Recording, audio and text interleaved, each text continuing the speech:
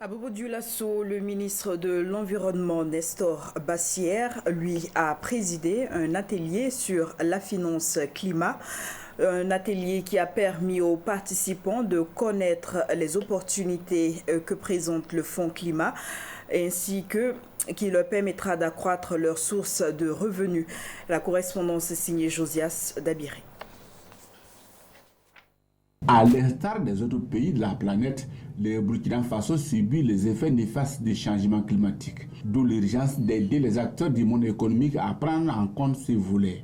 C'est la quintessence de cet atelier sur la finance climat tenu à Bobo Dioulasso. On a mis l'accent réellement sur les éléments essentiels pour permettre au secteur privé d'être outillé, récemment de savoir quels sont les concepts de finance climat. Quand on parle de finance climat, qu'est-ce que ça veut dire? Au-delà de ces concepts, quelle est la démarche et le processus pour avoir accès à ces financements-là? Et comment le secteur privé peut se structurer pour pouvoir bénéficier de ces instruments de financement, en parlant de prêts, en parlant de prise de participation ou de subventions. Cet atelier aurait ainsi permis aux participants de découvrir les opportunités et les conditions souples que présentent les fonds verts pour le climat afin d'accroître leurs sources de financement.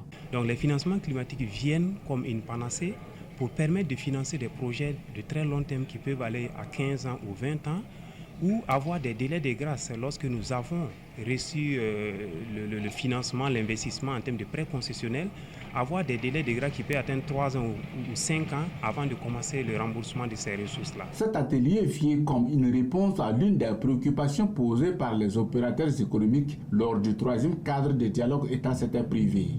En effet, ces acteurs avaient soulevé la problématique de la rareté du financement. Les conséquences des changements climatiques sur l'activité de ce secteur est très important. Par conséquent, il faut les permettre, bien sûr, d'avoir aussi d'autres opportunités au-delà des opportunités qu'on a connues en termes de financement. Donc c'est pour ça que nous avons tenu à organiser cet atelier pour les acteurs privés de la région.